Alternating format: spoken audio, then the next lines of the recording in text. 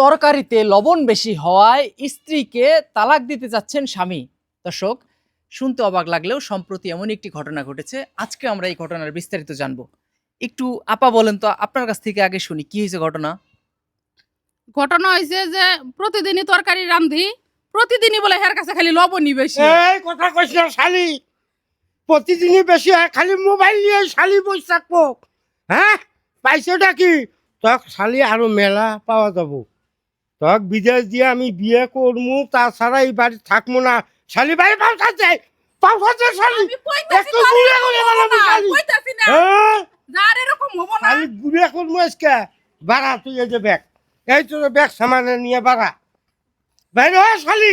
মাল ছাড়া বাইরে নাকি না। আমি কই যামু? যাবো হ্যাঁ? না আমি কোনো মানে জায়গায়। আর প্রতিদিনই এরকম করি। হবো না। লবণ কি কারণে বেশি হয়, মানে ঘটনা কি? এই এই যে মোবাইল, এই যে মোবাইল একটা ওর বাপের বাড়ি থেকে নিয়ে আসছে, কি জানি টেপে ওগুলোই দেখে লবণ 2 বার দেয় না 1 বার দেয় না 3 বার দেয়। শালি খাইয়া খাইয়া শালি তেল হয়েছে, খালি তেল হয়েছে। এখন সোয়ানুপিও তেল লক্ষ্য নাই তো পোনাই টোনাই থিয়ে যা তুই। শালিক রাখমুই না, পাও সাইডে আমি কইতাছি না, পাও সাইডে তুই শালি, হবো না। পাও সাইডে দে। আমি তো কইতাছি যে এরকম খাইলে আর দে। হবো না। হবো না। দর্শক, সম্ভবত আমি না।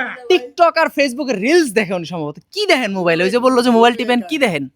কি আর দেখবো, ওই যে একটু একটু টিকটক দেখি, তাছাড়া আর কি আছে দেখার মতো? মানে টিকটক এক হাতে দেখেন টিকটক শালি। মানে টিকটক দেখেন আর আরেক হ্যাঁ। হাতে হচ্ছে ওই হ্যাঁ। লবণ ঢালেন। কতটুকু এটা পরে তো- ওটার আর ওটা তো আর আন্দাজ করি না। পাও ধরে রাখছেন কে? এ সারাদিন ঘোড়ার গাড়ি মারি আসি, বস্তা টানি, পিঠ দিয়ে এটা করি সেটা করি, ভালা ভালা কাজ তো। তেল ধরছে, পাক করবার যাইয়ে তো তেল ধরছে। মোবাইল দেখে 4 বার আর নুন দেয় 6 বার।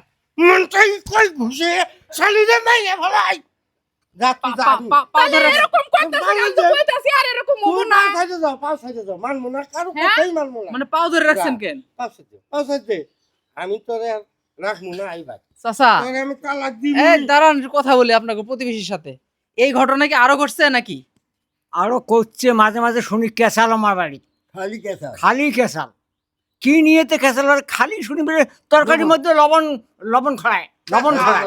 তোমাকে ওই হারত যেতে একদিন করু না, তা আগত আসলে এক ঢক। এই বাপের বাড়ির থেকে মোবাইলটা আনার পর থেকে মুই আর জীবনে 6 তরকারিতে ভাত খাবার পারলাম না। আজকে ছেং ধরি বসে আছে। হ্যাঁ, এত পরিশ্রম, এত পরিশ্রম করে যদি খাবার না পায় তাহলে তো তাই রাগ হবেই।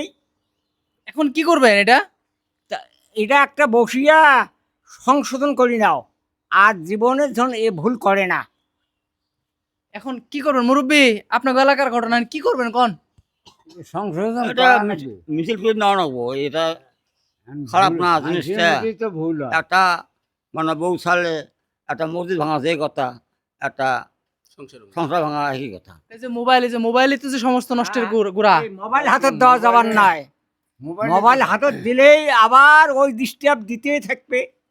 না বুঝলে ভাই, এইবারতে দেখেন, এইবারতে আমার শালিদের দেখেন, দেখে তারপরে আমি ব্যবস্থা করে দেবো। শোনেন, আপনি 2 দিন কই নাই তখন তাইলেন না, আজকে দেখছেন বাদ দিমু না, আজকে তালাক দিয়ে দিমু, এই জন্য আইসুন না। বুঝাইন ভালো করে, আচ্ছা। বুঝাইন। চাচি, আপনি তো অনেক বয়স্ক মানুষ। আপনার যখন এরকম অল্প বয়স ছিল তখন কি আপনি ওই যে মোবাইলে টিকটক মিকটক দেখতেন আপনারা? না দেখিনি তো আমরা।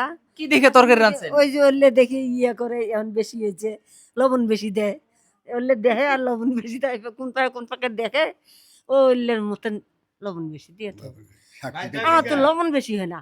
আজকে বাইতে বিকে নাইলে তো চামড়া থুমুন আজকে। দর্শক আসলে রান্না করে আমি কোনো জায়গায় যাবো না। আচ্ছা হয়েছে, বুঝতে পারছি।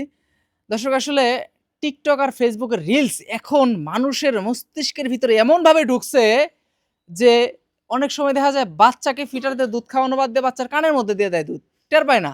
মানে ওই মানে মোবাইল দেখতে দেখতে এই ধরনের আসক্তিগুলোর থেকে মানুষ কবে বের হবে?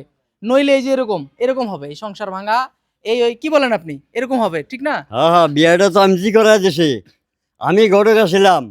এইবারের মতো ক্ষমা করে দেন, থাক এইবারের মতো ক্ষমা করে দেন, মাফ করে দেন, আর এরকম মোবাইল- করবো না।